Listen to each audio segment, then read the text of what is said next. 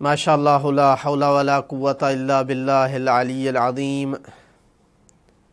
بسم اللہ الرحمن الرحیم۔ الحمد للہ الاحد الفرد الصمد الذي لم يلد ولم يولد ولم يكن له كفوا احد،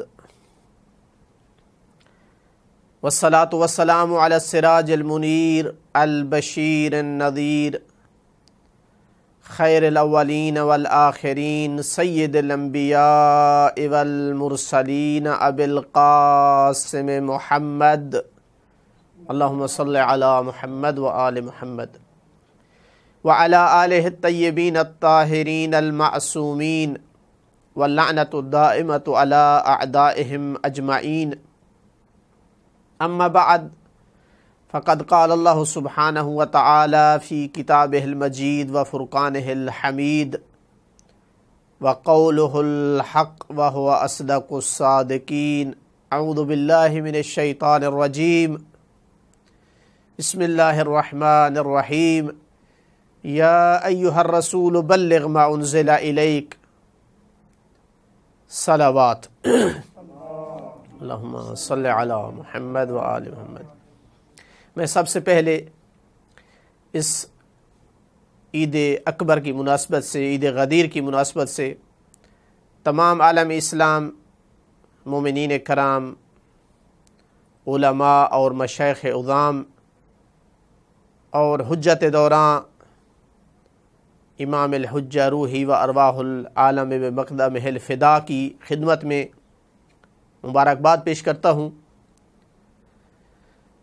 عید غدیر کے حوالے سے جب بھی گفتگو کی جاتی ہے تو عام طور پر اس کو درمیان ہی سے لیا جاتا ہے کہ رسول اکرم صلی اللہ علیہ وآلہ وسلم جب فلاں مقام پہ آئے تو یہ حکم ہوا اور انہوں نے یہ کیا۔ انشاءاللہ ہم اس پہ بھی گفتگو کروں گا اس پر، لیکن اس سے پہلے آج جو چیز بیان کرنا چاہتا ہوں وہ یہ ہے کہ رسول اکرم صلی اللہ علیہ وآلہ وسلم نے اس اعلان کے لیے پہلے کوئی تمہید بھی باندھی ہے یا نہیں، بس ایک دم اچانک انہوں نے اعلان کیا ہے۔ تمہید کے حوالے سے دو طرح سے گفتگو کی جا سکتی ہے۔ ایک یہ کہ انہوں نے اپنی ساری زندگی میں کس طرح سے تمہید باندھی ہے، اور دوسرا اس جہت سے کہ اس اپنی آخری حجت جو کہ پہلی اور آخری تھی، اس حجت الوداع کے موقع پر کیا تمہید باندھی ہے۔ اگر ان کی ساری زندگی کو دیکھا جائے تو بہت لمبی گفتگو ہو جائے گی، اس کو ایک مجلس میں بیان کرنا ممکن نہیں ہے۔ خلاصہ اس کا یہ ہے کہ پہلی دعوت سے لے کر، جس سے دعوت ذو العشیرہ کہا جاتا ہے، اس سے لے کر اپنے آخری انفاس قلم دوات کا مطالبہ کرنے تک ولایت علی کا پیغام پہنچاتے رہے ہیں۔ کوئی فرصت اپنے ہاتھ سے نہیں جانے دی، جہاں موقع مناسب پایا مختلف انداز میں، مختلف لہجے میں، مختلف تعبیرات میں علی ولی کی خلافت کا اعلان کرتے رہے۔ اس حج کے موقع پر کتنی ایک تمہید باندھی ہے، اس حوالے سے حیرانی ہوتی ہے کہ دسیوں مقامات ایسے ہیں کہ اسی ایک حج کے موقع پر اللہ کے رسول نے لوگوں کے اذہان بنانے کی کوشش کی ہے کہ میں جب اعلان کروں تو ان کے لیے یہ چیز ایک صدمے کا باعث نہ بنے، اس کو قبول کرنے کی ان کے اندر صلاحیت بن چکی ہو، کیونکہ جانتے تھے کہ عرب کے لیے کسی کی امامت اور خلافت کو قبول کر لینا، تمام اشاعر کا کسی ایک اشیرے کی خلافت کو، یہ ان کی طبیعتوں کے خلاف ہے۔ چونکہ اسلام سے پہلے عرب میں کسی کی حکومت نہیں رہی ہے، کوئی قبیلہ دوسرے قبیلے کو اپنے لیے سردار ماننے کے لیے تیار نہیں تھا۔ یہ رسول اکرم صلی اللہ علیہ وآلہ وسلم کو انہیں نہ چاہتے ہوئے بھی قبول کرنا پڑا، کیونکہ اس کے علاوہ چارہ نہیں تھا۔ اسلام کو قبول کرنا ہے تو نبی پاک کو اپنا لیڈر اور قائد ماننا ہے۔ تو چونکہ ان کی طبیعت میں نہیں تھا، اور دوسرا یہ کہ وہ بھی علی کی امامت اور خلافت کو، کہ جن سے کئی جہت سے وہ نالاں ہیں، کئی ایک جنگوں میں ان کے رشتہ داروں کو قتل کیا ہے، کئی ایک جگہ پر عدالت کی سختی کی وجہ سے ان سے نالاں اور ناراض ہیں، کئی ایک لوگ شدت تقرب نبی پاک سے مولا علی کا، اس سے وہ نالاں ہیں۔ تو ہر ممکن کوشش کر رہے تھے کہ جب اعلان کروں تو زیادہ سے زیادہ اذہان اور دل علی کی ولایت کو قبول کرنے کے لیے تیار ہو چکے ہوں۔ ابتدا کہاں سے کی؟ ابھی مدینہ سے نہیں نکلے تھے۔ زید بن ارقم کہتا ہے چند ایک لوگوں کو رسول اللہ نے بلایا، ان میں ایک میں بھی تھا۔ کہا کہ تمہارا کیا مشورہ ہے؟ مجھ پر آیت اتری ہے، انما ولیکم اللہ ورسولہ والذین آمنوا الذین یقیمون الصلاۃ ویؤتون الزکاۃ وہم راکعون۔ لوگوں تمہارے تین مولا ہیں، پہلا مولا تمہارا اللہ ہے، دوسرا مولا تمہارا رسول ہے، اور تیسرے تمہارے مولا وہ مومن ہیں کہ جو نماز کو قائم کرتے ہیں اور حالت رکوع میں زکوٰۃ دیتے ہیں۔ فرمایا میں چاہتا ہوں کہ حج کے موقع پر میں علی کی ولایت کا اعلان کروں۔ اب یہ حقیقتاً بڑے وسیع پیمانے پر نہیں تھا، لیکن 4-5 بندوں میں اعلان کرنا مقصود تھا۔ ان کے اذہان چیک کرنا چاہ رہے تھے، لیکن حالت دیکھیں، خود زید بن ارقم کے یہ کلمات ہیں، کہا ہم میں سے کسی نے بھی کوئی جواب نہیں دیا۔ کہا جا سکتا ہے کہ ان کا خاموش رہ جانا، ان کا کوئی جواب نہ دینا، یعنی یہ لوگ بھی دل سے قبول نہیں کر رہے تھے، ورنہ کہہ دیتے یا رسول اللہ کیا بات ہے، یہ کوئی پوچھنے والی بات ہے، آپ جو کچھ کرنا چاہتے ہیں بسم اللہ کریں، آپ نے نماز کا کہا ہے، حج کا کہا ہے، روزے کا کہا ہے، زکوٰۃ کا کہا ہے، جہاد کا کہا ہے، ہم نے سب کچھ کیا ہے، تو آپ اس بارے میں کیوں تردد میں ہیں؟ زید بن ارقم کی یہ روایت بتاتی ہے کہ مسئلہ بہت گھمبیر تھا۔ مدینہ سے نکل پڑے، علی ولی کو پیغام بھیجا، چونکہ ان کو یمن بھیج چکے تھے کہ آپ نے بھی حج پہ آنا ہے۔ اب جب مکہ سے باہر پہنچے تو مولا علی علیہ الصلوۃ والسلام بھی ادھر سے قریب ہو گئے، اپنے لشکر کو ایک جگہ ٹھہرایا اور وہاں پہنچے جہاں رسول اللہ نے پڑاؤ کیا ہوا تھا، ڈیرے لگائے ہوئے تھے۔ علی علیہ الصلوۃ والسلام کو دیکھ کر خوشی کی انتہا ہو گئی۔ وہاں پر ایک جملہ فرمایا، اب سب سن رہے تھے وہاں، فرمایا علی کتنے قربانی کے کتنے اونٹ لے کر کے آئے ہو؟ کہا کہ یا رسول اللہ 34۔ کہا اللہ اکبر، میں 66 لے کر کے آیا ہوں، لیکن یا علی، یعنی گویا یہ کہنا چاہتے ہیں کہ آپ کے ایسا نہیں ہے کہ میرے 66 ہیں اور آپ کے 34 ہیں، ایسی بات نہیں ہے۔ یا علی انت شریکی فی حجی و نسکی و ہدیی، علی تو میرے حج میں شریک ہے، تو میرے نسک عبادات میں شریک ہے، تو میرے قربانی کے اونٹوں میں شریک ہے۔ تو یہ ایک تمہید تھی کہ علی میرے سب کچھ میں شریک ہے، میری خلافت کا حقدار وہ ہوگا جو دنیا میں میرے سب کچھ میں میرا پارٹنر اور شریک ہے۔ مولا علی چلے گئے اپنے لشکر کی طرف۔ ادھر سے رسول اللہ پہلے وارد ہوئے مکہ میں، جب عمرہ کر چکے تو اعلان فرمایا، کہا جبرائیل آیا ہے، مجھے پیغام دیا ہے کہ سب کے سب حاجی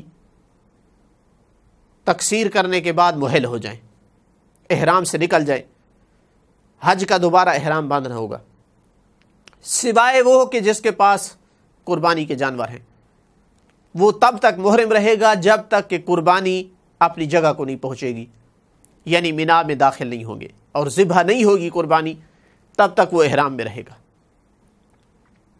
کچھ نے مان لی بات، لیکن کچھ نے نافرمانی کی کہ ہم کیسے احرام سے نکلے۔ رسول اللہ نے فرمایا کہ یہاں سے نکلیں گے مقام ابتح میں، جو مکہ اور مینا کے درمیان ہے، وہاں ہم ڈیرے لگائیں گے۔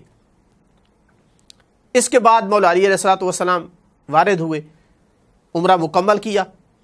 جب ابتح کے مقام میں آیا تو دیکھا کہ جناب سیدہ طاہرہ نے خوبصورت لباس پہنا ہوا ہے، خوشبو لگائی ہوئی ہے، یعنی جیسے احرام سے نکل چکی ہوں۔ تو کہا اے فاطمہ یہ کیا ہے؟ کہا میرے بابا نے فرمایا ہے کہ جس کے پاس قربانی کا جانور نہیں ہے وہ احرام سے نکل ہے۔ رسول اللہ کی خدمت میں حاضر ہوئے کہ آپ نے فرمایا ہے کہ حاجی احرام سے نکل آئے، محل ہو جائیں۔ ہاں یا علی، میں نے ان سے کہا ہے کہ وہ احرام کو ترک کر دیں، مگر تو اپنے احرام پر باقی رہے، فَإِنَّكَ شَرِيكِي فِي هَدْيِ۔ پھر یہاں دہرایا کہ جس طرح میں احرام پہ باقی ہوں، جس طرح میرے پاس قربانی کے جانور ہیں، علی تو نے بھی احرام میں باقی رہنا ہے اور میرے قربانی کے جانوروں میں تو شریک ہے۔ پھر یہاں ایک اور واقعہ پیش آیا کہ علی علیہ السلام کے جو ساتھ آنے والے تھے وہ رسول اکرم صلی اللہ علیہ وسلم کے قریب ہو کر کچھ شکایتیں کرنے لگے کہ مال غنیمت کا اس طرح تقسیم کیا ہے، کوئی کہتا تھا یہ کیا ہے۔ اب عام حالات کا تقاضا کیا ہے کہ کیا کیا جائے؟ جو شکایت کر رہا ہے اس کو کہا جائے کہ بھائی علی حق پر ہے، آپ نہ کریں ایسا، آپ غلط کہہ رہے ہیں، انہوں نے ٹھیک کیا ہے۔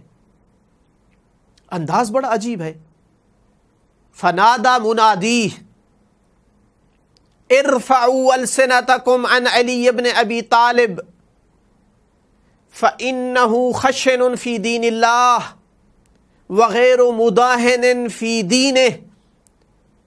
رسول اللہ نے ایک ایسا ندا دینے والا روانہ کیا جو حاجیوں میں بلند آواز سے کہہ رہا تھا، اے حاجیو، اے عمرہ سے فارغ ہونے والو، سن لو، اللہ کے رسول فرما رہے ہیں اپنی زبانوں کو علی سے بند کر لو، اس لیے کہ علی اللہ کی ذات میں انتہائی سخت ہے اور علی اپنے دین پر کسی لمحے بھی سودا کرنے کے لیے آمادہ نہیں ہے۔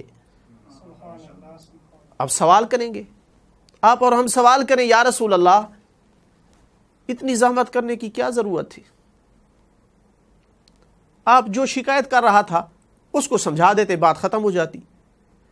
تمام حاجیوں پر یہ اعلان کرنا، یہ ان کو کہنا، ندا دینے والا ندا دے رہا ہے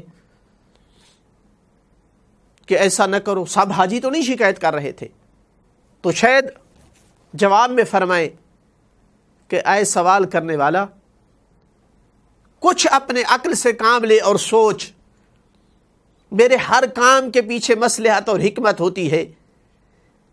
میں شکایت کرنے والوں کو تھوڑا یہ سمجھانا چاہتا تھا کہ شکایت نہ کرو، اگرچہ یہ مقصود تھی، لیکن کیا صرف یہی کہنا تھوڑا مقصود تھی؟ میں تو بہانے تلاش کرتا ہوں کہ مجھے کہیں فرصت اور موقع ملے تاکہ میں اپنے بھائی علی کے فضائل بیان کر سکوں۔ یا علی،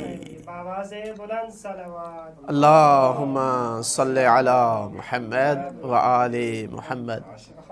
مجھے موقع ملا ہے کہ میں جہاں ان کو علی کی شکایت کرنے سے روکوں، ان کو یہ بتا دوں کہ جب کبھی بھی تمہیں علی پر اعتراض ہو تو جان لو تم باطل پہ ہوگے، علی حق پہ ہوگا، اس لیے کہ علی اللہ کی ذات میں انتہائی سخت ہیں، اپنے دین میں کسی چیز پر وہ سودا کرنے کے لیے تیار نہیں ہیں۔ اب لمحہ آتا ہے عرفات کی طرف چلنے کا۔ حجاج عرفات میں پہنچ گئے، فراقبہ ناقتہ القصویٰ، اللہ کے رسول نے اپنی قصویٰ اونٹنی کو زینت بخشی، سوار ہوئے، خطبہ دیا۔ اس خطبے کے کیا کلمات تھے؟ فرمایا اے حاجیو، ان اللہ یباہی بکم لیغفر لکم، اللہ تم پر فخر کر رہا ہے تاکہ تمہیں بخش دے، وَلِيَغْفِرَ عَلِيًّا، اور تاکہ علی کو بخش دے۔ اب تمام حاجیوں کو ایک طرف، علی ولی کو ایک طرف، پھر فرمایا ادنو الی یا علی، میرے قریب ہو جا۔ یہ کہاں کی بات ہے؟ منا کی بات عرفہ کی بات عرض کر رہا ہوں، مقام عرفہ میں ادنو منی، میرے قریب ہو جا۔ علی ولی قریب ہوئے، فرمایا یا علی ان سعید کل سعید حق سعید من ناصرک و تولاک، و ان شقی کل شقی حق شقی من خالفک و نصب لک عداوۃ۔ علی دنیا میں وہ آدمی بخت والا آدمی ہے، تمام کا تمام بخت اس آدمی کے پاس ہے۔ حقیقی اور سچے معنی میں اگر خوش قسمت ہے تو وہ آدمی ہے جس نے تیری نصرت کی، جس نے تجھے اپنا مولا قرار دیا۔ اور اگر دنیا میں سچ معنی میں کوئی بدبخت ہے، حقیقی طور پر اگر کوئی بدبخت ہے تو وہ ہے جس نے تیرے ساتھ دشمنی کی اور تیری مخالفت کی۔ تو مقام عرفہ میں بھی اعلان فرما رہے ہیں کہ لوگوں، دنیا میں شقی آدمی دیکھنا ہے تو وہ ہوگا جو علی کی مخالفت کرنے والا ہوگا، بخت والا آدمی ہوگا تو وہ ہوگا جو علی ولی کی محبت اور نصرت کا دم بھرے گا۔ یہاں پر ایک نقطہ قابل التفات ہے کہ دونوں جملوں میں اللہ کے رسول نے فرمایا ان سعید کل سعید حق سعید من تولاک و ناصرک بعدی، و ان شقی کل شقی حق شقی من خالفک و نصب لک عداوۃ بعدی۔ یہ کیوں فرما رہے ہیں؟ کہہ سکتے تھے کہ اب جو تمہارا مخالف ہے وہ شقی ہے، جو تمہارا محب اور مددگار ہے وہ سعید اور خوشبخت ہے، لیکن اللہ کے رسول فرمانا چاہتے ہیں کہ اگرچہ اب بھی جو بغض رکھتا ہے وہ بدبخت ہے، اب بھی جو علی کی نصرت و اطاعت کرتا ہے وہ سعید ہے، لیکن اب جو بھی علی کی اطاعت کر رہا ہے، آج جو بھی علی کی بات کو مان رہا ہے وہ حقیقت میں رسول اللہ کی طاعت ہے۔ علی کی طاعت کا اندازہ، علی کی نصرت کا اندازہ، علی کو مولا بنانے کا اندازہ اس وقت ہوگا جب میں دنیا سے چلا جاؤں گا۔ اس وقت جس نے علی کی اطاعت کی اس نے اپنا علی کو مولا قرار دیا۔ درود بھیجیے محمد و آل محمد پر، صلی علی محمد و آل محمد۔ تو مقام عرفہ میں بھی گویا بتا دیا، اعلان کر دیا، اور یہاں بھی اپنے خطبے کے آخر پہ یہ جملے فرمائے کہ دیکھ لو انی تارک فیکم امرین کتاب اللہ و اطرتی اہل بیتی، دو چیزیں چھوڑ کے جا رہا ہوں، کبھی ان کا دامن اپنے ہاتھ سے نہیں چھوڑنا۔ ان اللہ اللطیف الخبیر قد اخبرنی، مجھے اللہ نے خبر دی ہے جو ہر چیز کو جانتا ہے۔ انہما لن یفترقا حتی یارد علی الحوض، یہ جدا نہیں ہوں گے جب تک کہ میرے پاس نہ آ جائیں۔ اب ایک جملہ ایسا بھی ساتھ فرمایا کہ جو حتیٰ صحیح مسلم بھی موجود ہے، فرمایا سوف یارد علی رجال منکم، سن لو تم میں سے کچھ لوگ میرے پاس حوض پر آئیں گے، لیکن یدفعون عنی فرشتے ان کو دھکیل دیں گے، میرے پاس نہیں آنے دیں گے۔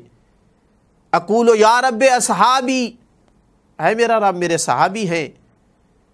تو اللہ تعالیٰ کی آواز آئے گی کہ انہم احدثوا بعدک وغیروا سنتک، اے میرے حبیب انہوں نے تیرے بعد دین میں تبدیلیاں کی ہیں، تیری سنت میں تبدیلیاں کی ہیں۔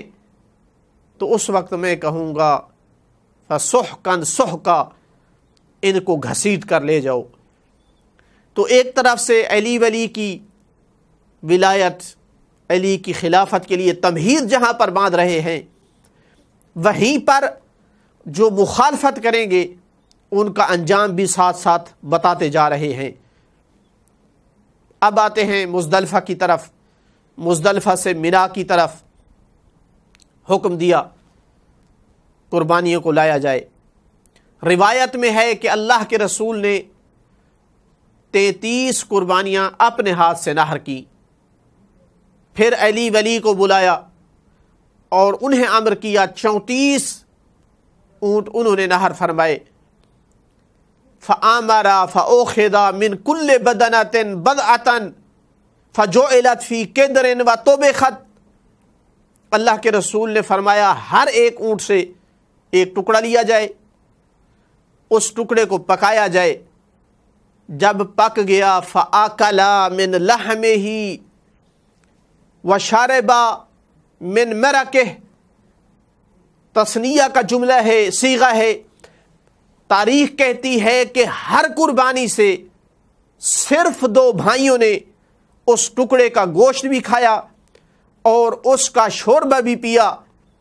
یہاں بھی ایک میسج دینا چاہتے ہیں کہ اے حاجیو، اے مدینہ سے میرے ساتھ چلنے والو، میں جب تم میں سے کسی کو اس قربانی کے گوشت کے ایک ٹکڑے اور اس کے شوربے میں علی کے علاوہ کسی کو شریک نہیں بنا سکتا ہوں تو کب میں تمہیں اپنی خلافت کا وارث بنا سکتا ہوں؟ ہر جگہ میسج دیتے جا رہے ہیں۔ جب ایام تشریق آئے، مینا سے نکلنے کا وقت آیا اور سورت اتری اذا جاءک نصر اللہ والفتح، تو فرمایا قد نوئیت الی نفسی، مجھے میری موت کا پیغام سنا دیا گیا ہے۔ جانتے تھے کہ یہ جو نصر اور فتح کا اعلان ہوا ہے، میری زندگی کے ایام ختم ہونے والے ہیں۔ ندا دی گئی الصلاۃ جامعۃ، اکٹھے ہو جاؤ۔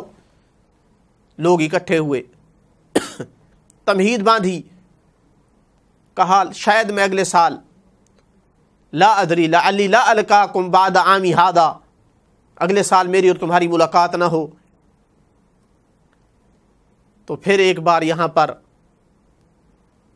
وہ جملے دہرائے، چونکہ جب ایک ایسا لیڈر کہتا ہے نا کہ میں شاید تمہارے اندر نہ رہوں، تو ہر سمجھدار حاجی کے ذہن میں، اگر آپ اور میں وہاں ہوتے تو یہی ذہن میں آتا کہ اگر آپ جا رہے ہیں تو پھر آپ کے بعد کون ہوگا؟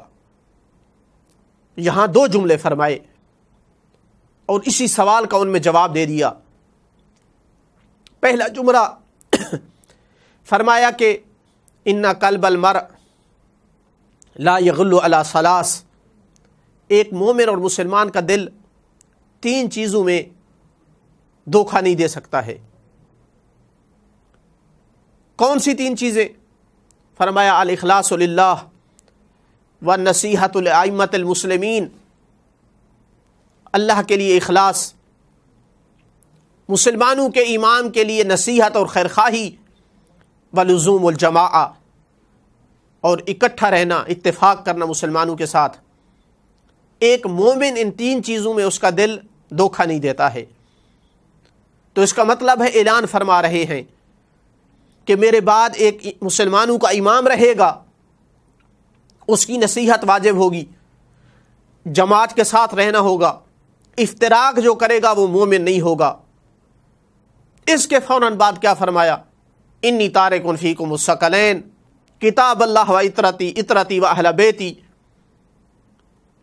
ان اللہ اللطیف الخبیر اخبرانی انہما لن یفترقا حتی یرد علی الحوض کہاتین لا اقول کہاتین، کہ اللہ نے مجھے خبر دی ہے کہ یہ کتاب اور اطرت میرے بعد جدا نہیں ہوگی، جس نے ان سے متمسک ہوا، جو ان سے متمسک ہوا نجات پائے گا، جو ان کا مخالف ہوا ہلاک ہوگا۔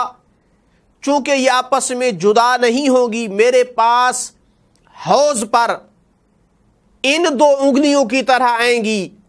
میں یہ نہیں کہتا کہ ان دو انگلیوں کی طرح آئیں گی، گویا فرمانا یہ چاہتے ہیں کہ لوگوں جان لو میرے بعد جو ائمہ مسلمین ہوں گے میرے اہل بیت سے ہوں گے، یہ بھی جان لو کہ جماع حق پر وہی ہوگی جو میرے اہل بیت کے امام کے ساتھ ہوگی، اور یہ بھی جان لو کہ یہ قرآن کے ساتھ یوں ہیں یوں نہیں ہیں۔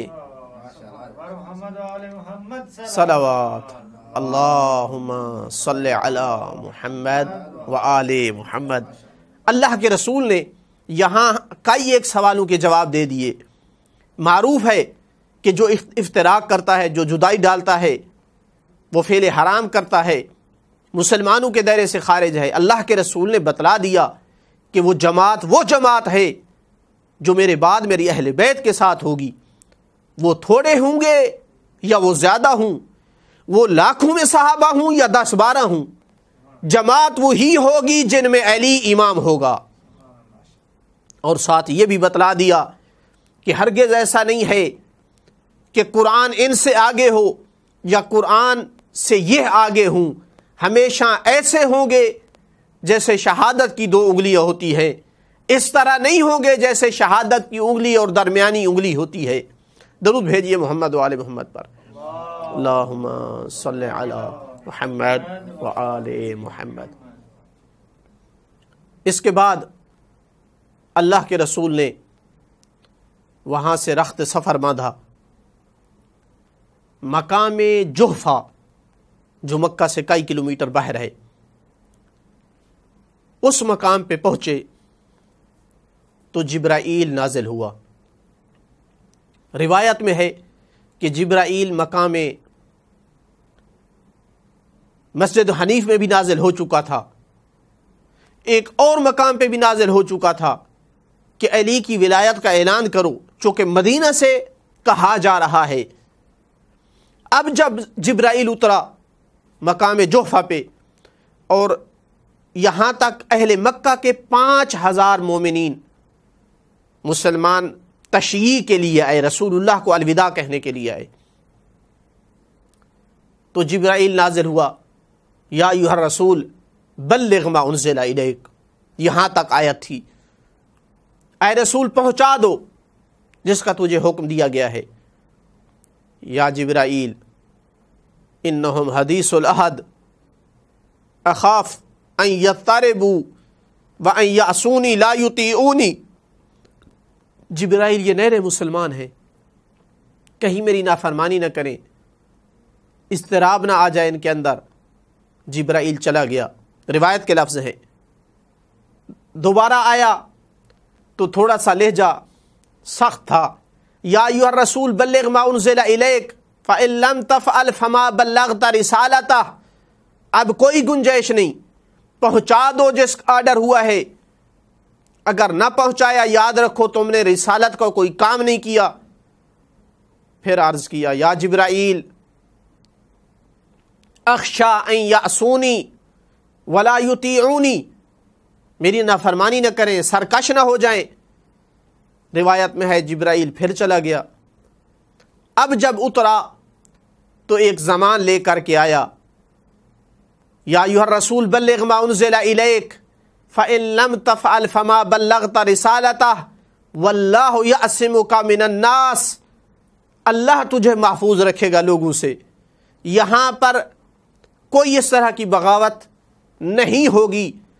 اب جب اللہ کی طرف سے یہ زمان اور گارنٹی آئی تو ندا دی، رک جاؤ، آگے جانے والوں کو پیچھے بلاؤ، آنے والوں کی انتظار کرو۔ خمیس کا دن تھا، روایت سے یوں معلوم ہوتا ہے کہ 10 یا 11 بجے کا وقت تھا. آواز دی یا سلمان یا مقداد یا ابی ذر یا ابا ذر، نعم سمعا و طاعتا. فرمایا جاؤ یہ درخت غدیر کے جو پاس ہیں ان درختوں کے نیچے سے کانٹے صاف کرو. کانٹے صاف کیے. لوگ بڑے حیران ہیں کہ یہ وقت رکنے کا وقت نہیں ہے، گرمی سخت ہے.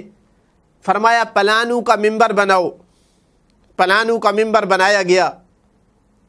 اب جہاں سلیمان اور ابو ذر و مقداد جیسے انتظام کرنے والی ٹیم ہو، اور جہاں رسول خدا جیسا ذاکر ہو، اور جہاں بانی اللہ جیسی ذات ہو، اور جہاں موضوع ولایت علی جیسا موضوع ہو تو کیا کمال کی بات ہوگی.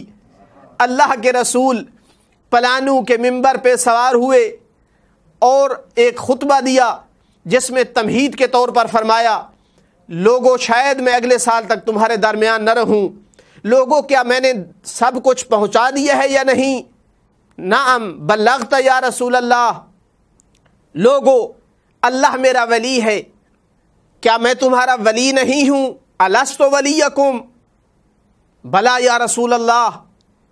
جب یہ اقرار لے لیا تو تاریخ کے یہ جملے ہیں کہ فآخذ بمنکبیہ، علی کے ہاتھوں سے نہیں، علی کے کاندھوں سے اللہ کے رسول نے پکڑا اور علی کو اتنا بلند کیا کہ آخر حاجی تک دیکھ رہا تھا.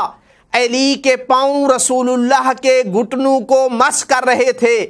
ہاتھ اتنے بلند کیے کہ بغل نظر آ رہے تھے اور یہ کہتے جا رہے تھے اے مسلمانوں من کنت مولا ہو فہذا علی مولا. جو مجھے اپنا مولا سمجھتا ہے میرے بعد علی اس کا مولا ہوگا. یا علی. پھر دست دعا بلند کیے اللہم وال من والاہ و آد من آداہ. اے میرے اللہ جو علی کی ولایت کا دم بھرتا ہے، علی سے محبت کرتا ہے، تو اس کو اپنا محبوب بنا لے. جو علی سے دشمنی کرتا ہے تو اس سے دشمنی کر. اللہم وال من والاہ و آد من آداہ وانصر من نصرہ وخذل من خذلہ. جس نے علی کو چھوڑ دیا تو بھی اس کو چھوڑ دے. ابھی ممبر سے نہیں اترے تھے، وہی کیفیت تھی کہ اب بانی نے فیس دینا چاہی. عام طور پر کیا ہوتا ہے جب ذاکر سٹیج سے چلا جاتا ہے، بیٹھک پہ بیٹھتا ہے یا وہاں سے اٹھنا چاہتا ہے تب فیس دی جاتی ہے. لیکن جہاں بانی اللہ ہوتا ہے وہاں ابھی جملے ختم ہوتے ہیں کہ فیس اس انداز میں جبرائیل لے کر آئے الیوم اکملت لکم دینکم واتممت علیکم نعمتی ورضیت لکم الاسلام دینا. ان کو بتا دے کہ آج تمہارا دین مکمل ہوا ہے، وہ دین جس میں نماز پہنچ چکی، جس میں حج پہنچا دی گئی، جس میں زکوٰۃ پہنچا دی گئی. لیکن ان سب کے باوجود یہ دین ناقص تھا. اگر مکمل ہوا ہے تو آج علی کی ولایت کے اعلان سے مکمل ہوا ہے. یا علی اللہم صلی علی محمد و آل محمد. الیوم اکملت لکم دینکم واتممت علیکم نعمتی. اگرچہ پہلے بھی میری نعمتیں تم پر بہت وافر ہیں لیکن نعمت ناقص تھی. نعمت تام علی کی ولایت سے ہوا کرتی ہے. واتممت علیکم نعمتی ورضیت لکم الاسلام دینا. باقی دینوں کے مقابلے میں جس دین اسلام سے اللہ راضی ہے وہ دین اسلام ہے جس میں علی کی ولایت کا تصور ہے. کیا ذاکر اس فیس پر راضی ہوا یا نہ؟ کیسے نہ ہوتا. ادھر سے جبرائیل کے یہ جملے ختم ہوئے کہ ادھر سے رسول اللہ کی زبان سے تکبیر بلند ہوئی اللہ اکبر برضا ربی بے دین الاسلام و بے رسالتی و بے ولایت علی ابن ابی طالب اللہ اکبر ہے اس دین پر جس دین پر اللہ راضی ہے، میری رسالت پر راضی ہے، علی کی ولایت پر راضی ہے۔ رسول اللہ منبر سے اترے، فرمایا کام کو ادھورا نہیں چھوڑا، آخر تک مکمل کیا۔ جانتے تھے کہ شاید آنے والے کچھ اس کی تعویلیں کرتے پھرے، حکم صادر کیا، بایعوا علیاً وسلموا علیہ بامرأۃ المؤمنین، جاؤ علی کی بیعت کرو اور علی پر امیر المؤمنین کہہ کر سلام کرو۔ پھر یہاں پر تاریخ میں ہے فَأَمَرَ بِنِسَائِهِ وَأَزْوَاجِهِ، شاید وہ سمجھ رہی تھی کہ ہماری تکلیف نہیں ہے، مردوں نے کر لی، تو پھر خصوصی طور پر اپنی خواتین اور بیویوں کو حکم دیا تم بھی جاؤ علی کی بیعت کرو اور ان پر امیر المومنین کہہ کر سلام کرو۔ لہٰذا دنیا میں رسول اللہ کے بعد امیر المومنین صرف ایک ہیں جن کا غدیر میں اعلان ہوا۔ ہم شیعہ تو اپنے باقی 11 ائمہ کو بھی امیر المومنین نہیں کہتے، تو دوسروں کو کیسے ہم سے کہلوا سکتا ہے؟ 3 دن تک، بعض تاریخ میں ہے 3 دن تک یہ بیعت کا سلسلہ جاری رہا، بیعت ہوتی رہی۔ جب بیعت مکمل ہوئی تب وہاں سے رخت سفر باندھا۔ یہاں پر 2 نقطے انتہائی مہم ہیں، مختصر انداز میں بیان کرتا چلوں۔ پہلا یہ کہ یہ حدیث دوسرے برادران بھی قبول کرتے ہیں یا نہیں، سند کے حوالے سے کسی کو بھی گنجائش نہیں ملی کہ کہیں سے وہ شک کر سکے۔ ذہبی جو ہماری نگاہ میں معتدل نہیں، متعصب ہے، سیر اعلام النبلاء میں لکھتا ہے کہ طبری نے اس حدیث کی سند کے طرق 4 جلدوں میں جمع کیے ہیں۔ فَبَحَّرَنِي سِعَةُ طُرُقِهِ، کہتا ہے اس حدیث کے اتنے زیادہ طرق تھے کہ میں متحیر ہو گیا دیکھ کر۔ فَجَزَمْتُ أَنَّهُ صَادِرٌ، مجھے قطع اور یقین ہو گیا کہ یہ حدیث درست ہے، صحیح ہے۔ لہذا سند میں کوئی بات نہیں۔ دلالت میں کچھ لوگ شک ڈالنے کی کوشش کرتے ہیں کہ مولا کا معنی یہاں محبت ہے، کہ علی سے محبت کرو، لیکن الحمدللہ مدافعین مذہب آل محمد نے بڑے خوبصورت انداز میں اس سوال کا جواب دیا ہے کہ اگرچہ مولا کا بعض جگہ پہ محبت کا معنی ہو سکتا ہے، پر یہاں کوئی بیوقوف ہی کر سکتا ہے، ورنہ اتنے شواہد اور قرائن ہیں کہ عقل مند آدمی، منصف آدمی یہاں مجبور ہے کہ مولا کا معنی آقا ہی کرے، مولا کا معنی سرپرست ہی کرے، مولا کا معنی لیڈر اور قائد اور خلیفہ اور امام ہی کر سکتا ہے، اس لیے کہ اللہ کے کلمات اسی پر دلالت کر رہے ہیں۔ جب اللہ تعالیٰ نے فرمایا کہ تو نے نبوت یہ پیغام نہ پہنچایا تو نبوت کا کوئی کام نہیں پہنچایا، یہ کام اپنے بعد خلیفہ کے اعلان ہونے والا کام ہو سکتا ہے، صرف محبت کا پیغام دینا اتنا بڑا کام نہیں ہے۔ پھر لوگوں سے تمہیں محفوظ رکھوں گا، محبت کے پیغام دینے سے کیا کس قسم کا خطرہ تھا؟ اگر رسول اللہ کو خطرہ تھا تو علی کی خلافت کا اعلان کرنے میں خطرہ تھا۔ پھر اللہ کے رسول نے جو تمہید باندھی ہے، میں تمہارے بعد نہیں رہوں گا، کیا میں تمہارے نفسوں پر تم سے زیادہ حق رکھتا ہوں یا نہیں؟ جب کہا کہ ہاں تم ہمارے نفسوں پر ہم سے زیادہ حق رکھتے ہو، تو فوراً کہا جس کا میں مولا اس کا علی مولا ہے۔ پھر بیعت لینا 3 دن تک کے لیے، یہ سب چیزیں اس پر گواہ ہیں کہ اگر یہاں پر مولا کا معنی ہے تو آقا اور سردار ہے، سرپرست اور لیڈر ہے، کوئی اور معنی نہیں ہے۔ شیخ مفید نے بڑا پیارا جملہ کہا کہ یہ جو کہتے ہیں کہ لفظ مولا مشترک ہے، اس کے کئی ایک معنی ہیں، پتہ نہیں کون سا معنی مراد تھا۔ کہتا ہے مجھے رب اکبر کی قسم، اس مولا کو تم نے مشترک بنایا ہے، جو حاجی موجود تھے ان کے ذہن میں صرف ایک معنی تھا۔ اگر ہم اور آپ بھی وہاں فرض کر لیں کہ ہم ہوتے تو ہم ایک ہی معنی سمجھتے۔ دوسرا پوائنٹ یہ تھا کہ آخر اس جگہ کو کیوں اختیار کیا۔ ایک آدمی کو میں پڑھ رہا تھا، کہتا ہے خلیفہ کا اعلان کرنا تھا تو مکہ میں کر دیتے، حج کے موقع پر کر دیتے، یہاں تاخیر سے کیوں کیا؟ تم نہ سمجھاؤ رسول اللہ کو، تم نہ سمجھاؤ جبرائیل کو کہ کہاں پہ اعلان کرنا ہے کہاں پہ نہیں کرنا۔ علماء نے باقاعدہ تحلیل کی ہے، اس جگہ سے بہتر علی کی ولایت کا اعلان کی کوئی جگہ نہیں تھی، اس لیے کہ یہ مفترق کا طرق تھا۔ اگر مکہ میں کرتے تو حاجیوں نے پھر مکس ہونا تھا، یہ اشکال شروع ہوتا، وسوسہ شک ڈالنا شروع کر دیتے، کچھ لوگوں کے اذہان کو تشویش ڈال دیتے۔ یہاں سے ہر ایک نے اپنا راستہ لینا تھا، عراق والے عراق کی طرف جانا تھا، شام والوں نے شام کی طرف جانا تھا، یمن والوں نے یمن کی طرف جانا تھا، مکہ والے جو تشریح کے لیے آئے ہوئے تھے انہوں نے مکہ واپس جانا تھا۔ لہٰذا رسول اسلام چاہتے تھے کہ جیسے پیغام میں نے دیا ہے ویسے ہی لے کر اپنے اپنے علاقوں تک چلے جائیں، ان کے اذہان کو کوئی خراب نہ کر سکے۔ دوسرا یہ نقطہ بھی تھا، انتہائی مہم تھا، اگر مکہ میں اعلان کرتے تو وہ رسول اللہ کی آخری وصیت نہ ہوتی۔ آخری وصیت کی بڑی قدر و قیمت ہوتی ہے ایسے لیڈر اور رہبر کی، چونکہ تمام ان مسلمانوں کے ساتھ سوائے اہل مدینہ کے تمام کے ساتھ یہ آخری دیدار تھا، یہ آخری زیارت اور موقع تھا۔